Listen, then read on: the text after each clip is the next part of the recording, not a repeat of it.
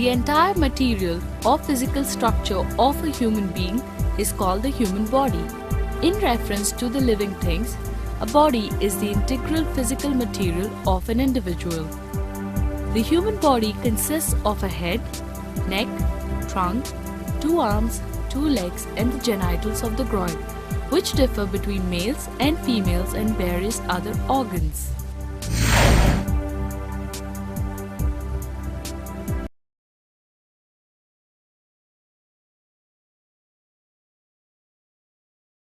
Digestive system.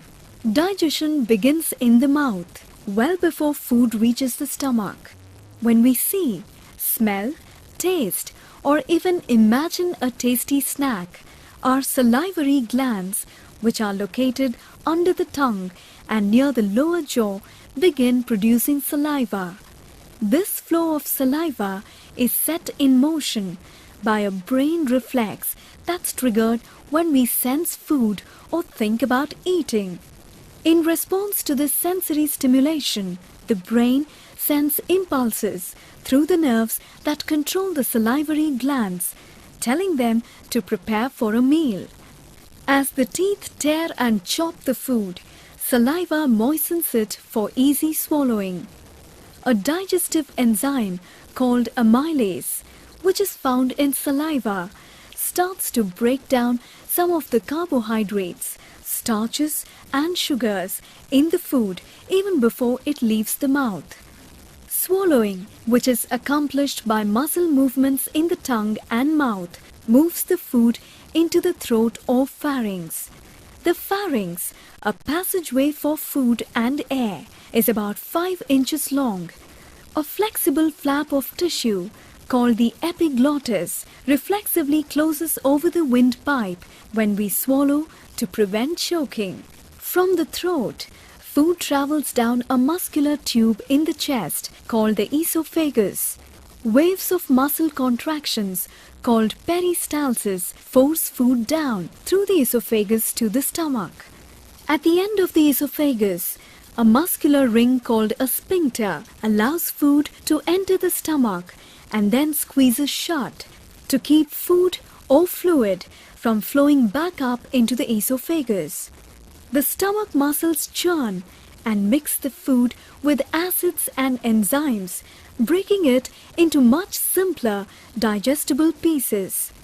An acidic environment is needed for the digestion that takes place in the stomach.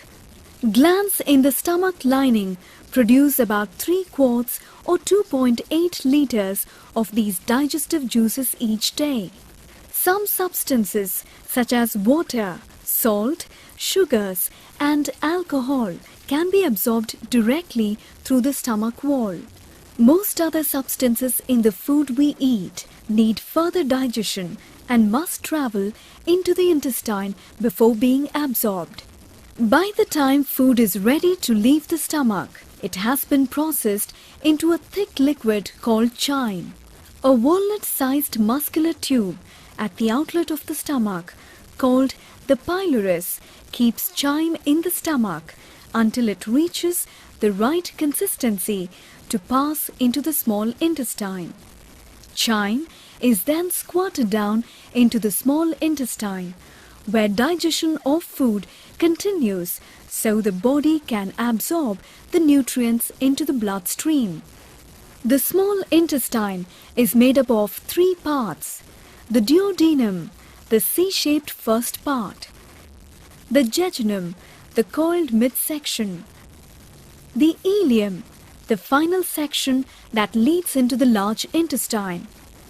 The inner wall of the small intestine is covered with millions of microscopic, finger-like projections called villi.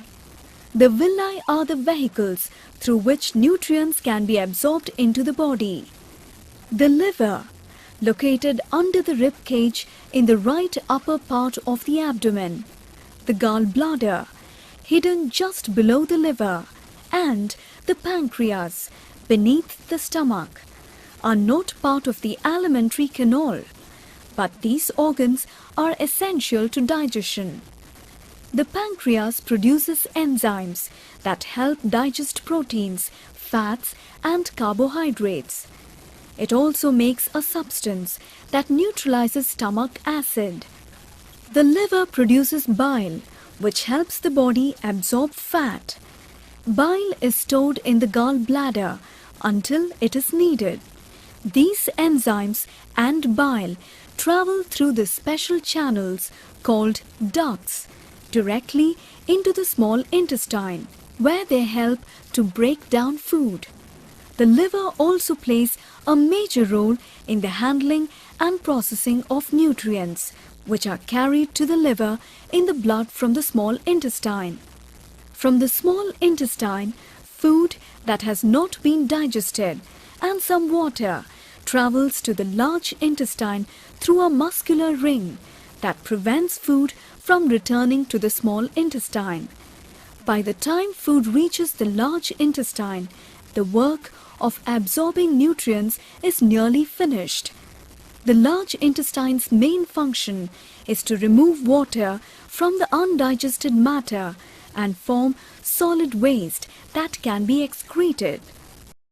Respiratory system. The primary function of the respiratory system is to supply the blood with oxygen in order for the blood to deliver oxygen to all parts of the body. The respiratory system does this through breathing. When we breathe, we inhale oxygen and exhale carbon dioxide. This exchange of gases is the respiratory system's means of getting oxygen to the blood. Respiration is achieved through the mouth, nose, trachea, lungs and diaphragm. Oxygen enters the respiratory system through the mouth and the nose. The oxygen then passes through the larynx, where speech sounds are produced, and the trachea, which is a tube that enters the chest cavity. In the chest cavity, the trachea splits into two smaller tubes called the bronchi. Each bronchus then divides again, forming the bronchial tubes. The bronchial tubes lead directly into the lungs, where they divide into many smaller tubes which connect to tiny sacs called alveoli. The average adult's lungs contain about 600 million of these spongy, air-filled sacs that are surrounded by capillaries. The inhaled oxygen passes into the alveoli and then diffuses through the capillaries into the arterial blood.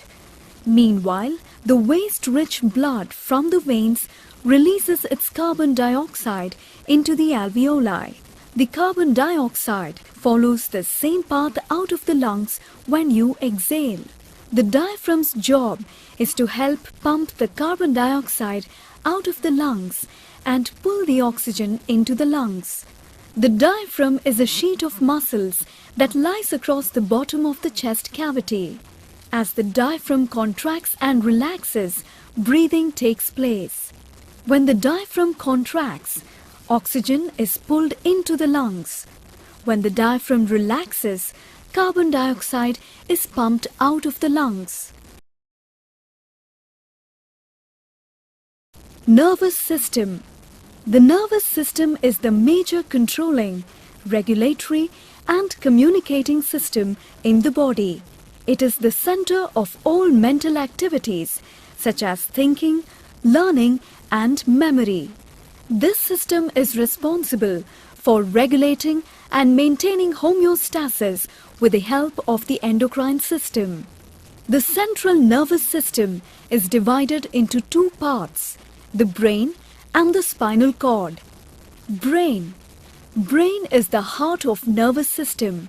The brain is made up of 10 billion nerve cells. Brain is the main portion of the central nervous system contained within the skull. The brain is the control center for movement, sleep, hunger, thirst, and virtually every other vital activity necessary to survive. All human emotions, including love, hate, fear, anger, elation, and sadness, are controlled by the brain. It also receives and interprets the countless signals that are sent to it from other parts of the body and from the external environment. The brain makes us conscious, emotional, and intelligent. Spinal cord.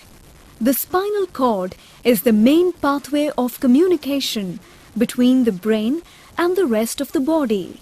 It is a long, fragile tube-like structure that extends downward from the base of the brain. The cord is protected by the backbones of the spine, which are separated and cushioned by discs made of cartilage. Nerves. Nerves are the network of the nervous system. Nerves carry the messages in the form of electrical signals called the nerve impulses from the brain to the various organs of the body. The nerves also carry back the impulses from the organs back to the brain. Nerves acts as a network between the parts of the body and the brain. Nerves are made up of neuron or nerve cell.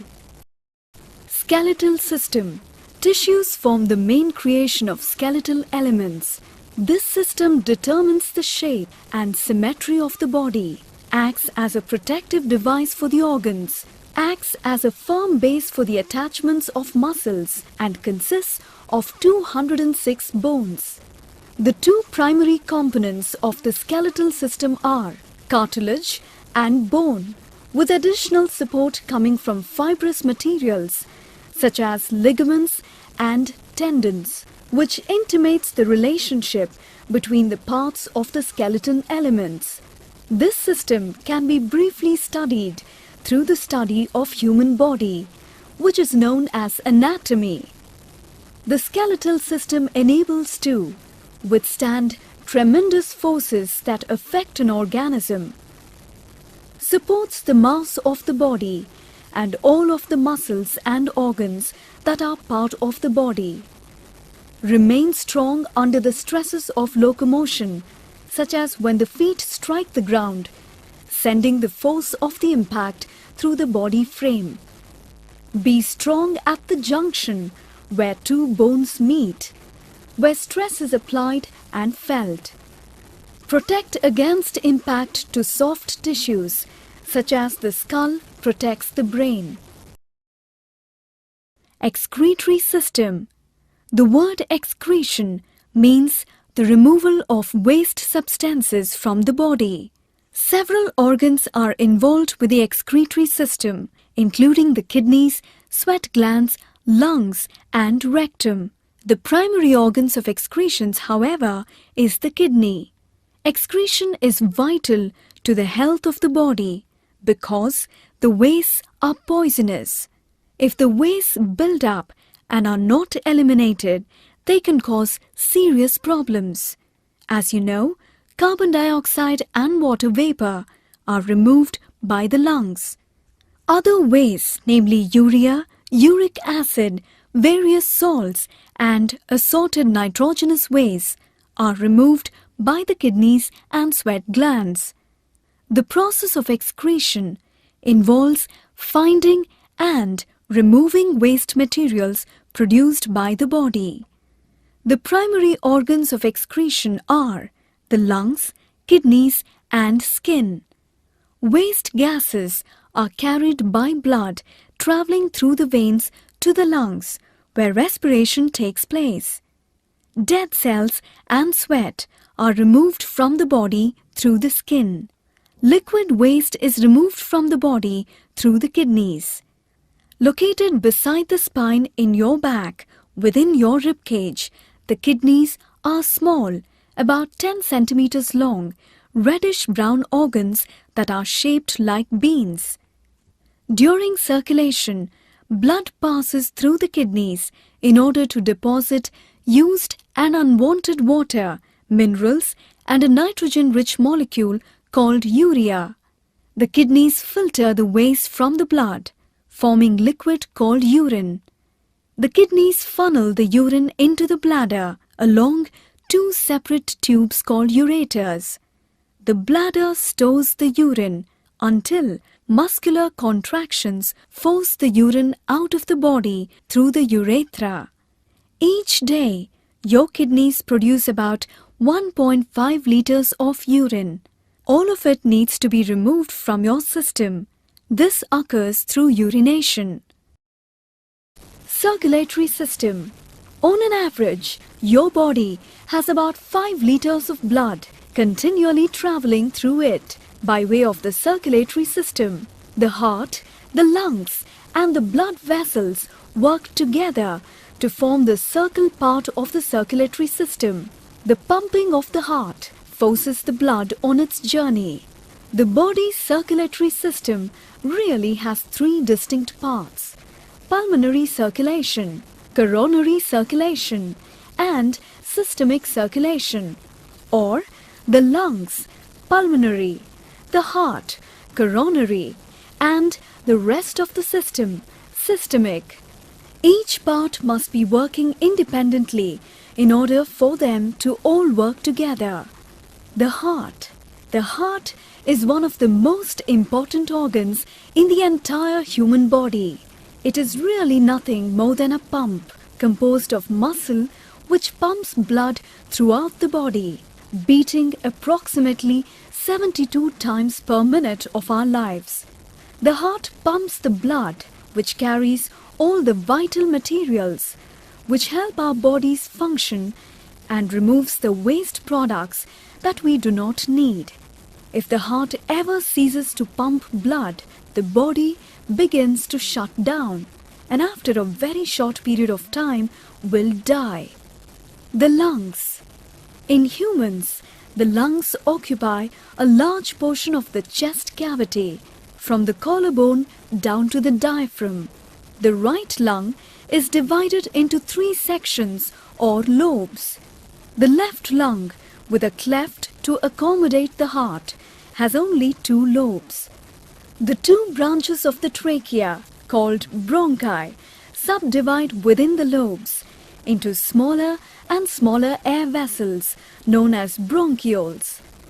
Bronchioles terminate in alveoli, tiny air sacs surrounded by capillaries. When the alveoli inflate with inhaled air, oxygen diffuses into the blood in the capillaries to be pumped by the heart to the tissues of the body. At the same time, carbon dioxide diffuses out of the blood into the lungs, where it is exhaled. Blood vessels. Blood vessels are hollow utensils for carrying blood. Located throughout your body, your blood vessels are hollow tubes that circulate your blood. There are 3 varieties of blood vessels: arteries, veins, and capillaries. During blood circulation, the arteries carry blood away from the heart. The capillaries connect the arteries to veins. Finally, the veins carry the blood back to the heart. Besides circulating blood, the blood vessels provide 2 important means of measuring vital health statistics: pulse and blood pressure. We measure heart rate or pulse by touching an artery. The rhythmic contraction of the artery keeps pace with the beat of the heart. Since an artery is near the surface of the skin, while the heart is deeply protected, we can easily touch the artery and get an accurate measure of the heart's pulse. Muscular system. The muscular system is composed of specialized cells called muscle fibers. It contains more than 650 individual muscles, which are attached to the skeleton. Their predominant function is contractibility. Muscles, where attached to bones or internal organs and blood vessels, are responsible for movement. Nearly all movement in the body is the result of muscle contraction. The muscular system consists of 3 different types of muscle tissues: skeletal, cardiac, smooth.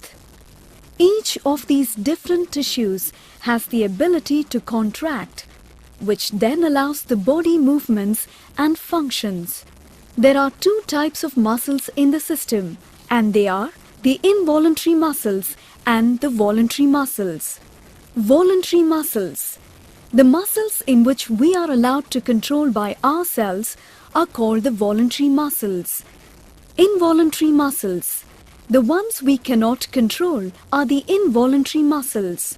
The heart or the cardiac muscle is an example of involuntary muscle. Reproductive system. The major function of the reproductive system is to ensure survival of the species. A human being can live a long, healthy and happy life without producing offspring. But if the species is to continue, at least some individuals must produce offspring. Within the context of producing offspring, the reproductive system has 4 functions: to produce egg and sperm cells, to transport and sustain these cells, to nurture the developing offspring, to produce hormones. These functions are divided between the primary and secondary or accessory reproductive organs. The primary reproductive organ or gonads consist of the ovaries and testes. These organs are responsible for producing the egg and sperm cells, gametes, and for producing hormones. These hormones function in the maturation of the reproductive system, the development of sexual characteristics, and have important roles in regulating the normal physiology of the reproductive system.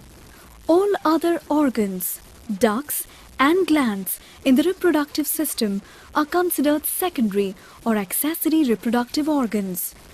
These structures transport and sustain the gametes and nurture the developing offspring. Male reproductive system. The male reproductive system consists of a pair of testes and a network of excretory ducts, epididymis, ductus deferens and ejaculatory ducts, seminal vesicles, prostate, the bulbourethral glands, and the penis. In a male who has reached sexual maturity, the 2 testicles or testes produce and store millions of tiny sperm cells. The testicles are oval-shaped and grow to be about 2 inches, that is 5 centimeters in length, and 1 inch, that is 3 centimeters in diameter. Alongside the testicles are the epididymis and the vas deferens, which make up the duct system of the male reproductive organs. The vas deferens is a muscular tube that passes upward alongside the testicles and transports the sperm-containing fluid called semen.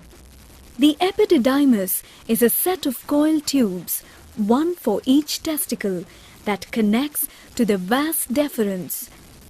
The epididymis and the testicles hang in a pouch-like structure outside the pelvis called the scrotum. The accessory glands, including the seminal vesicles and the prostate gland, provide fluids that lubricate the duct system and nourish the sperm. The seminal vesicles are sac-like structures attached to the vas deferens to the side of the bladder. The prostate gland, which produces some of the parts of semen, surrounds the ejaculatory ducts at the base of the urethra, just below the bladder. The urethra is the channel that carries the semen to the outside of the body through the penis. The urethra is also part of the urinary system because it is also the channel through which urine passes as it leaves the bladder and exits the body. The penis is actually made up of 2 parts, the shaft and the glans. The shaft is the main part of the penis, and the glans is the tip, sometimes called the head. At the end of the glans is a small slit or opening, which is where semen and urine exit the body through the urethra. The inside of the penis is made of a spongy tissue that can expand and contract. Female reproductive system. The organs of the female reproductive system consist of a pair of ovaries to produce eggs. Ovaries are located in the lower part of the abdomen. The released ovum passes through the oviduct or fallopian tube where it meets the sperms and fusion takes place. The fertilized egg or zygote descends down the oviduct and gets attached to the wall of uterus. The further development of zygote takes place inside the uterus to form a new baby. Immune system. The immune system is the body's defense against infectious organisms through a series of steps called the immune response. The immune system attacks organisms and substances that occupy our systems and cause disease. The immune system is made up of a network of cells, tissues, and organs that work together to protect the body. The cells that are part of this defense system are white blood cells or leukocytes. They come in two basic types, which combine to seek out and destroy the organisms or substances that cause disease. Leukocytes are produced or stored in many locations throughout the body, including the thymus, spleen, and bone marrow. For this reason, they are called the lymphoid organs. There are also clumps of lymphoid tissue throughout the body, primarily in the form of lymph nodes that house the leukocytes. The leukocytes circulate throughout the body, between the organs and nodes by means of the lymphatic vessels.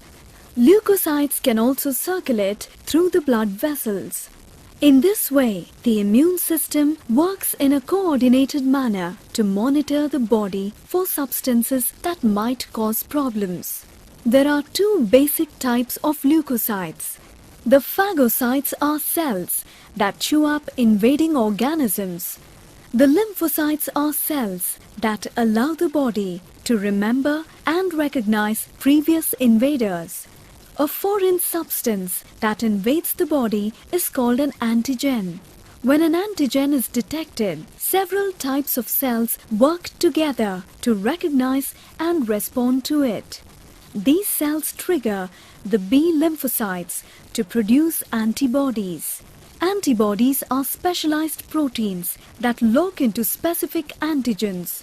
Antibodies and antigens fit together like a key and a lock. Once the B lymphocytes have produced antibodies, these antibodies continue to exist in a person's body. That means, if the same antigen is presented to the immune system again, the antibodies are already there to do their job. That's why, if someone gets sick with a certain disease like chickenpox, that person typically doesn't get sick from it again. This is also why we use immunizations to prevent getting certain diseases. The immunization introduces the body to the antigen in a way that doesn't make a person sick, but it does allow the body to produce antibodies that will then protect that person from future attack by the germ or substance that produces that particular disease. Although antibodies can recognize an antigen and lock onto it, they are not capable of destroying it without help. That is the job of the T cells. The T cells are part of the system that destroys antigens that have been tagged by antibodies or cells that have been infected or somehow changed. T cells are also involved in helping signal other cells like phagocytes to do their jobs.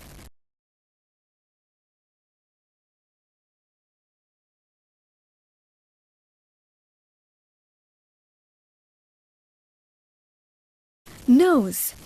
Nose is also called as the sense organ for smell. Smell is evoked by specific chemical substance stimulating the concerned receptors. Receptors for smell occur in a modified form of pseudo-stratified epithelium covering a part of the nasal mucosa. The epithelium is called olfactory epithelium. The nose is also the main gate for the respiratory system. The nose consists of two holes called nostrils.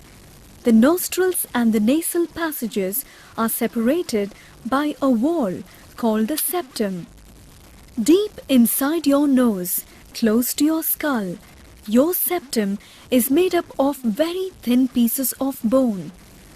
Closer to the tip of your nose, the septum is made of cartilage, which is flexible material that's firmer than skin or muscle. It's not as hard as bone.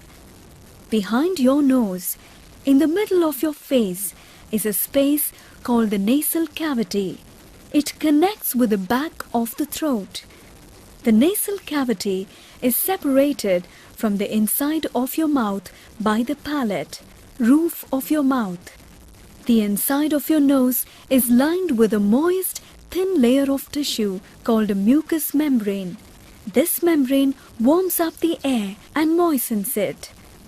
The mucous membrane makes mucus. Mucus captures dust, germs, and other small particles that could irritate your lungs. If you look inside your nose, you will also see hair that can trap large particles like dirt or pollen. Skin. Skin is the biggest organ in the human body. Skin holds muscles, bones, organ together. It also performs the following functions: protects our bodies, helps keep our bodies at just the right temperature, allows us to have the sense of touch. The skin is made up of 3 layers: epidermis, the outer layer of the skin; dermis, the second layer of the skin; and the third layer and the last layer is subcutaneous layer, each layer having its own importance. Epidermis.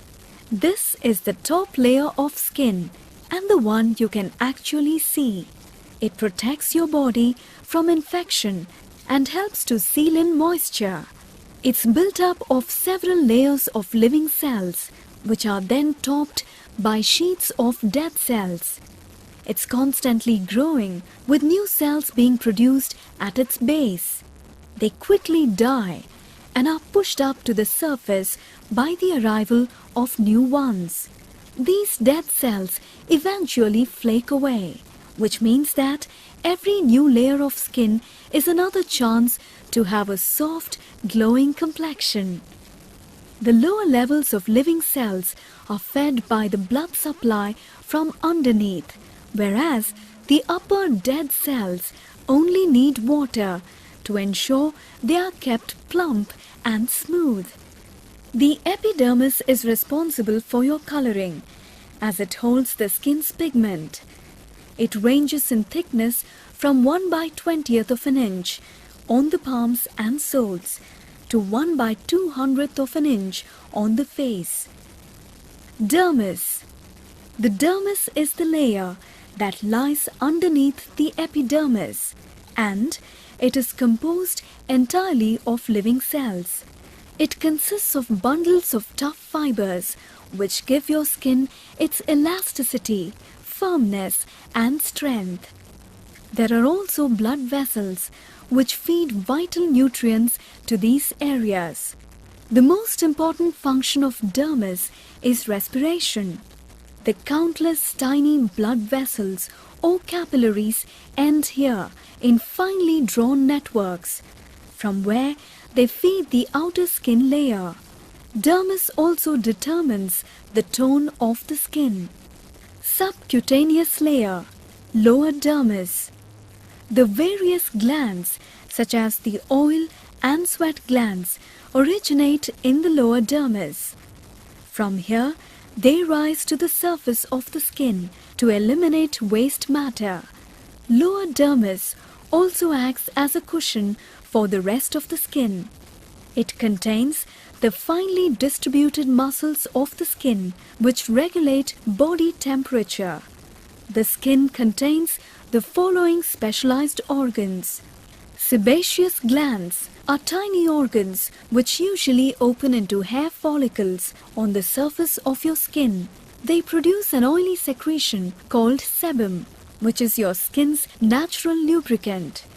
The sebaceous glands are most concentrated on the scalp and face, particularly around the nose, cheeks, chin, and forehead, which is why these are usually the most oily areas of your skin. Sweat glands are all over your body. There are millions of them, and their main function is to regulate your body temperature. When sweat evaporates on the skin's surface, the temperature of your skin drops. Hairs grow from the hair follicles. They can help keep your body warm by trapping air underneath them. There are no hairs on the soles of your feet and palms of your hands. Eyes. The human eye is the organ which gives us the sense of sight. It is a tough ball filled with a jelly-like substance called vitreous humor, allowing us to learn more about the surrounding world than we do with any of the other four senses. We use our eyes in almost every activity we perform, whether reading, working, etc. The eyesight can be valued more than all the rest sensory organs. Eye in the process of vision. Light waves from any object enter the eye first through the cornea, which is the clear dome at the front of the eye. The light then progresses through the pupil, the circular opening in the center of the colored iris. Next, the light passes through the crystalline lens, which is located immediately behind the iris and the pupil. Initially, the light waves are bent or converged first by the cornea and then further by the crystalline lens to a nodal point located immediately behind the back surface of the lens. At that point, the image becomes reversed and inverted. The light continues through the vitreous humor, the clear gel that makes up about 80% of the eye's volume, and then, ideally, back to a clear focus on the retina behind the vitreous. The small central area of the retina is the macula, which provides the best vision of any location in the retina. Within the layers of the retina, light impulses are changed into electrical signals and then sent through the optic nerve along the visual pathway to the occipital cortex at the posterior or back of the brain.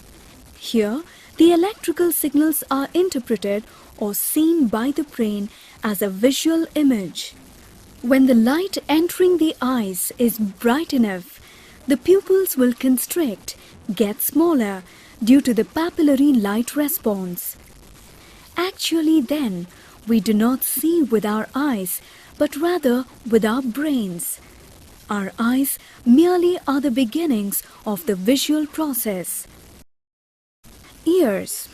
The ears are the sense organs for hearing.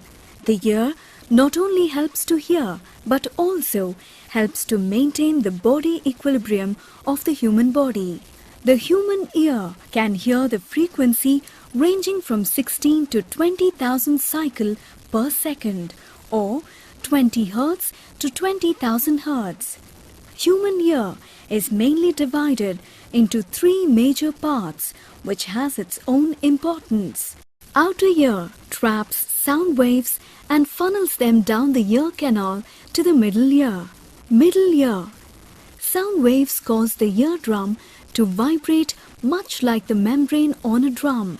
These vibrations then move through three little bones called the hammer, anvil and stirrup. Inner ear. When the stirrup vibrates, fluids in the cochlea begin to vibrate. These vibrations stimulate nerve endings that carry the signal to the brain. These messages are interpreted as sounds. Tongue. The tongue is the large bundle of muscles on the floor of the mouth that manipulates food for chewing and swallowing. It is one of the organs of taste. Much of the surface of the tongue is covered in taste buds. The tongue assists in forming the sounds of speech. The tongue is made mainly of skeletal muscle. Skeletal muscle is a type of striated muscle attached to the skeleton. Skeletal muscles are used to facilitate movement by applying force to bones and joints via contraction, and attached to the hyoid bone, mandible and the styloid processes of the temporal bone. The muscles that attach the tongue are the extrinsic muscles of the tongue. Inside the tongue, there are 4 pairs of intrinsic muscles that can alter the shape of the tongue for talking and swallowing. Since it contains no supporting skeletal structures for the muscles, the tongue is an example of a muscular hydrostat, like an octopus arm. The dorsum, top side of the tongue, can be divided into 2 parts. A pharyngeal part, posterior third of the tongue, which faces backward to the oropharynx, and an oral part, anterior 2/3 of the tongue, that lies mostly in the mouth. The 2 parts are separated by a V-shaped groove, which marks the sulcus terminalis, or terminal sulcus.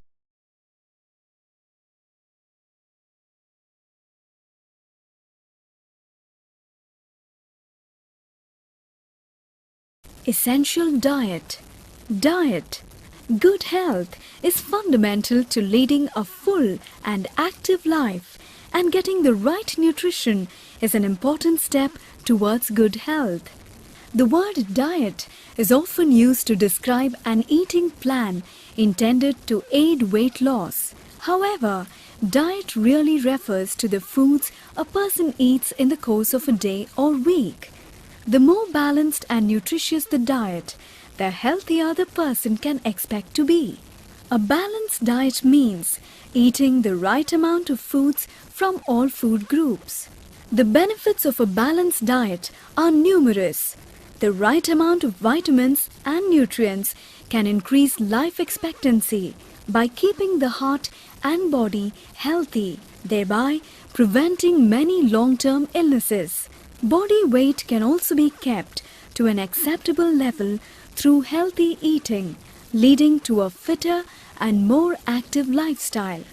A balanced diet can lower the risk of infectious diseases, and this is apparent in the reduction of diseases such as cholera, diphtheria and polio in England.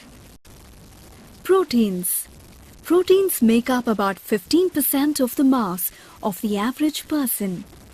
Protein molecules are essential to us in an enormous variety of different ways. Much of the fabric of our body is constructed from protein molecules: muscle, cartilage, ligaments, skin and hair. These are all mainly protein materials. In addition to these large-scale structures that hold us together, smaller protein molecules play a vital role in keeping our body working properly. Hemoglobin, hormones, antibodies, and enzymes are all examples of these less obvious proteins. Whether you are a vegetarian or a non-vegetarian, you must have protein in your diet.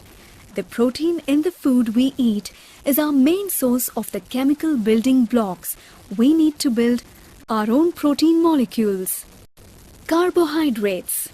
Carbohydrates are chemical compounds that contain oxygen, hydrogen, and carbon atoms.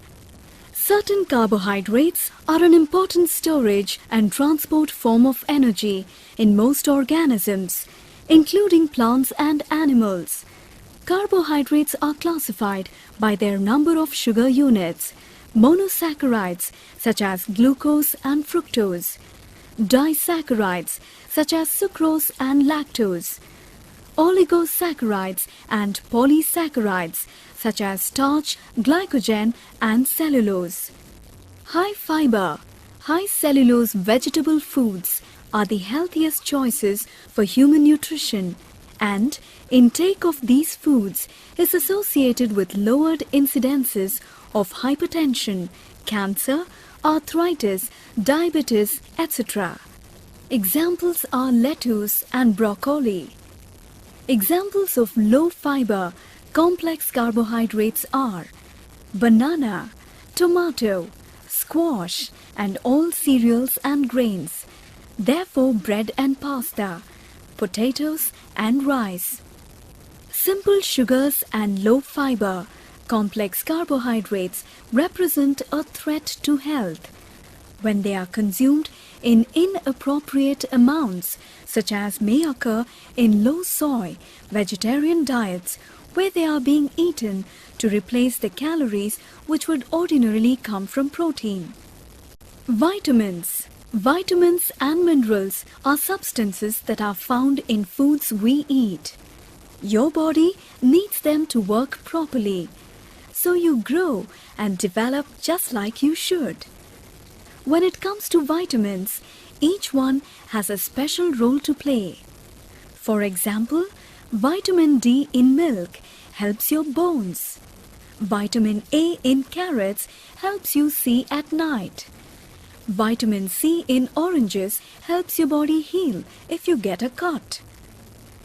B vitamins in leafy green vegetables help your body make protein and energy. Vitamins hang out in water and fat. There are two types of vitamins, fat-soluble and water-soluble. When you eat foods that contain fat-soluble vitamins, the vitamins are stored in the fat tissues in your body and in your liver. Vitamins A, D, E, and K are all fat-soluble vitamins. Water-soluble vitamins are different. When you eat foods that have water-soluble vitamins, the vitamins don't get stored as much in your body. Instead, they travel through your bloodstream. And whatever your body doesn't use comes out when you urinate. So, these kinds of vitamins need to be replaced often because they don't like to stick around. This crowd of vitamins includes vitamin C and the big group of B vitamins, B1 thiamine, B2 riboflavin, option B2 riboflavin, niacin, B6 pyridoxine, folic acid, B12 cobalamin, biotin and pantothenic acid. Fats. Fats are a subgroup of compounds known as lipids that are found in the body and have the general property of being hydrophobic, meaning they are insoluble in water. Fats are also known as triglycerides, molecules made from the combination of one molecule of glycerol with 3 fatty acids. The main purpose of fats in the body is to serve as a storage system and reserve supply of energy. During periods of low food consumption, fat reserves in the body can be mobilized and broken down to release energy. Fats serve as an insulation material to allow body heat to be conserved, and fats line and protect delicate internal organs from physical damage. Fats in the diet can be converted to other lipids that serve as the main structural material in the membranes surrounding our cells. Fats are also used in the manufacture of some steroids and hormones that help regulate proper growth and maintenance of tissue in the body. Fats can be classified as saturated and unsaturated, depending on the structure of the long carbon-carbon chains in the fatty acids. Fats that contain no double bonds in their fatty acid chains are referred to as saturated fats. These fats tend to be solid at room temperature, such as butter or animal fat. The consumption of saturated fats carries some health risks in that they have been linked to arteriosclerosis, hardening of the arteries, and heart disease. Unsaturated fats contain some number of double bonds in their structure. These fats are generally liquids at room temperature. Fats that are liquid at room temperature are referred to as oils. Unsaturated fats can be either polyunsaturated, many double bonds, or monounsaturated fats, one or few double bonds. Recent research suggests that the healthiest of the fats in the human diet are the monounsaturated fats, such as olive oil and canola oil, because they appear to be beneficial in the fight against heart disease. Glucose. Glucose is a simple monosaccharide sugar and one of the most important carbohydrates to plants and animals. It is a primary product of photosynthesis and a source of energy for cellular respiration. Glucose comes in two isomers, mirror images of one another, D-glucose and L-glucose. In living things, only D-glucose can be found. L-glucose has some value in the diet food industry, as the body has trouble synthesizing it, yet it tastes nearly identical to D-glucose. Glucose can be extracted commercially by hydrolyzing starch with enzymes.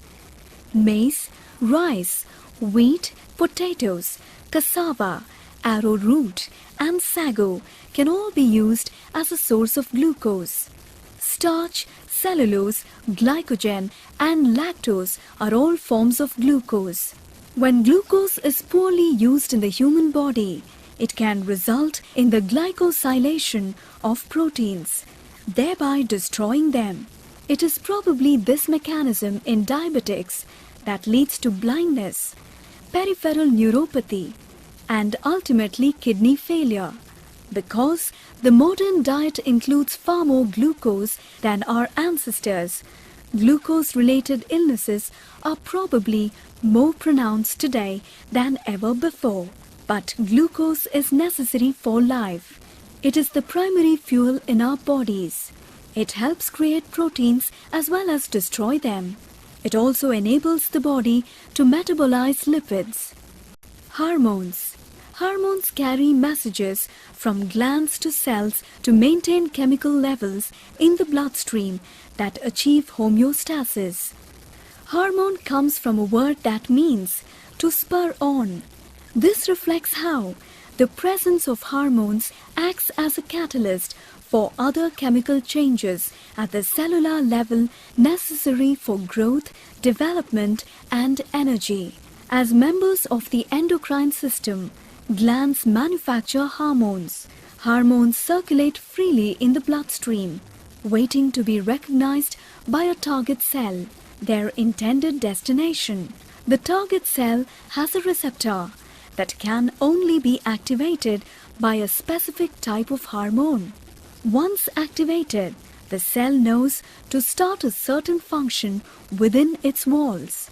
Genes might get activated or energy production resumed. As special categories, autocrine hormones act on the cells of the secreting gland, while paracrine hormones act on nearby but unrelated cells. There are two types of hormones, known as steroids and peptides. In general, steroids are sex hormones related to sexual maturation and fertility. Steroids are made from cholesterol, either by the placenta when we are in the womb or by our adrenal gland or gonads after birth. Cortisol, an example of a steroid hormone, breaks down damaged tissue so it can be replaced. Steroids determine physical development from puberty on to an old age, as well as fertility cycles.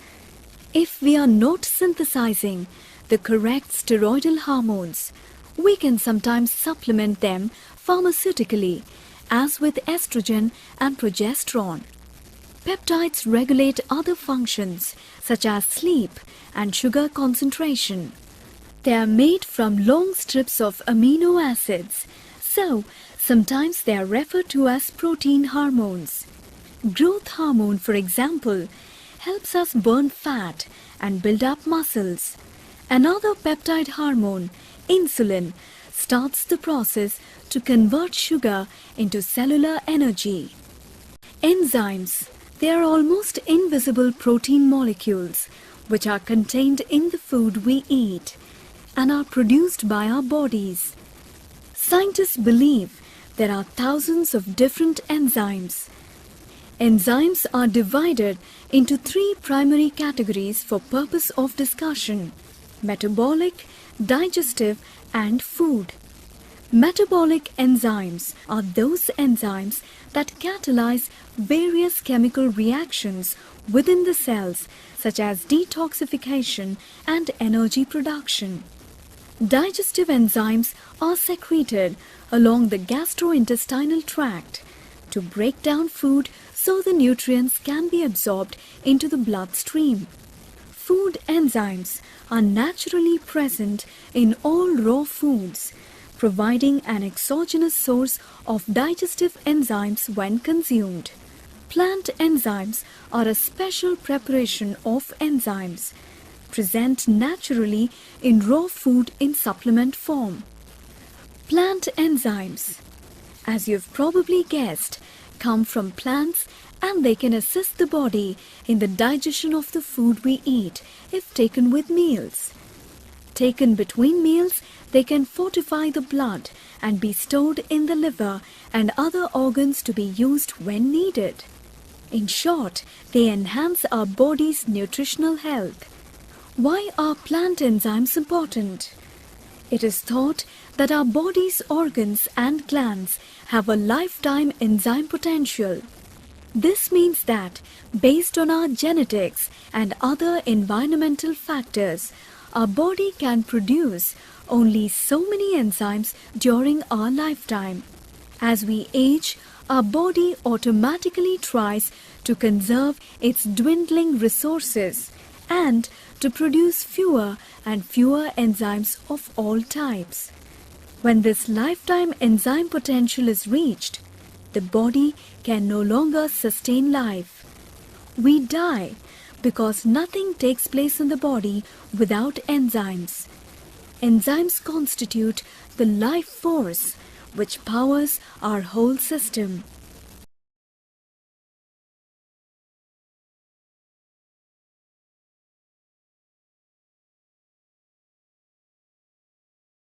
Bones. Bone constitutes the fundamental element of all the joints. In the long bones, the extremities are the parts which form the articulations. They are generally somewhat enlarged and consist of spongy cancellous tissue with a thin coating of compact substance. In the flat bones, the articulations usually take place at the edges, and in the short bones at various parts of their surfaces. The layer of compact bone which forms the joint surface and to which the articular cartilage is attached is called the articular lamella. It differs from ordinary bone tissue in that it contains no Haversian canals and its lacunae are larger and have no canaliculi. The vessels of the cancellous tissue, as they approach the articular lamella, turn back in loops and do not perforate it. This layer is consequently denser and firmer than ordinary bone and is evidently designed to form an unyielding support for the articular cartilage. Spinal cord. The spinal cord, located within the vertebral column, is a soft cylindrical structure made up of highly organized nervous tissue. Extending downward as a continuation of the brain, the spinal cord is the main pathway of communication between the brain and the rest of the body. It is a delicate structure protected by the vertebrae and their associated ligaments and muscles, the spinal meninges and the cerebrospinal fluid, CSF. In adults, the spinal cord is approximately 42 to 45 cm in length and extends from the foramen magnum in the occipital bone to the second lumbar vertebral level. However, the tapering end of the cord may terminate as high as the 12th thoracic vertebral level or as low as the 3rd lumbar vertebral level. 31 pairs of spinal nerves enter and exit from the spinal cord throughout its length, passing through small openings between each vertebra. There are 8 pairs of cervical nerves, 12 pairs of thoracic nerves, 5 pairs of lumbar nerves, 5 pairs of sacral nerves, and 1 pair of coccygeal nerves. Nerves of the spinal cord are grouped or bundled so that related types of nerve fiber run together.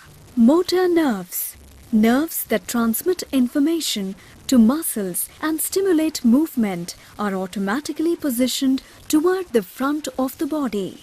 Sensory nerves, nerves that transmit information to the brain about sensations such as touch, position, pain, heat, and cold, are located towards the rear or posterior position of the body.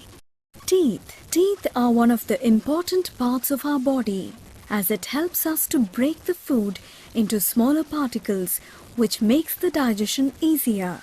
They are placed both on our upper and lower jaws. It acts as a frame to the mouth. Internal structure of the teeth. Cementum. It is a layer of tough, yellowish, bone-like tissue that covers the root of a tooth. It helps hold the tooth in the socket. The cementum contains the periodontal membrane. Crown. The crown is the visible part of the tooth. It is the portion that lies above the gum tissue. A protective layer called enamel covers the crown. Dentin. It is the inner layer of the tooth structure, the hard but porous tissue located under both the enamel and cementum of the tooth. Dentin is harder than bone. It contains the pulp chamber and the root canals, which make up the bulk of the tooth. The dentin layer is softer than enamel, yellowish in color, and carries sensations such as temperature and pain to the pulp. Enamel. It is the tough, shiny, white protective outer surface of the tooth. Gums. These are the soft tissue that surrounds the base of the teeth. Nerves. Nerves transmit signals, conveying messages like hot, cold, or pain to and from the brain. Pulp. It is the soft center of the tooth. The pulp contains blood vessels and nerves. It nourishes the dentin. Root. The root is the anchor of a tooth that extends into the jawbone. The number of roots ranges from 1 to 3. Human beings have 2 sets of teeth in their lives. The primary teeth, also called the baby, milk, or deciduous teeth, and the permanent teeth, also called the adult or secondary teeth.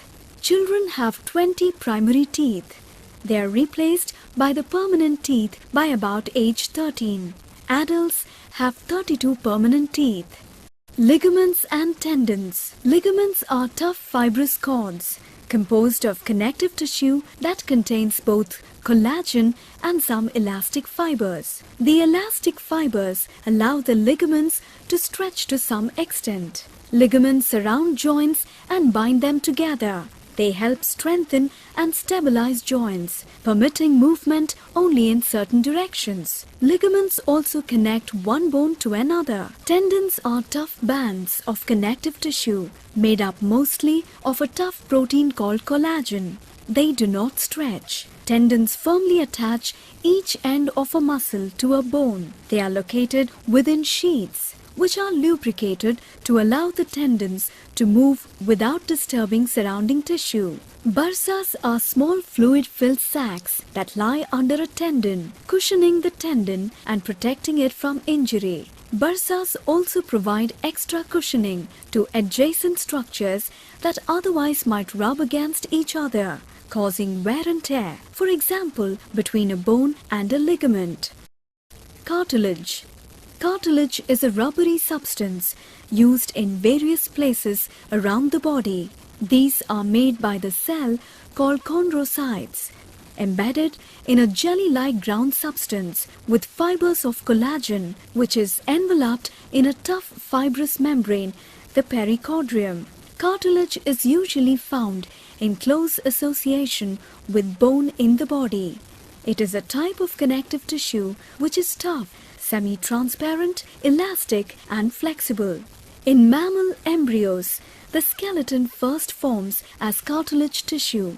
Cartilage acts as a model and is gradually replaced by bone as the embryo grows. Such cartilage is known as temporary cartilage. The process by which bone tissue follows the cartilage model and slowly replaces it is known as ossification. Permanent cartilage, which does not become ossified, are found in the tip of the nose, in the external ear, and in the walls of the trachea, windpipe, and the larynx, voice box. Cartilages are divided into 3 types. Hyaline cartilage. It is the most widespread cartilage in our body. It is almost clear, pearly white, and quite tough, and it acts as a cushion between the bones and the joints against impacts. Fibrous cartilage. It is a tough cartilage used in between the bones of the spine and in knee. In knee, it makes menisci between the thigh and shin bones. Elastic cartilage. It is very flexible in nature, used in our airways, nose and ears. These grow quicker than bone.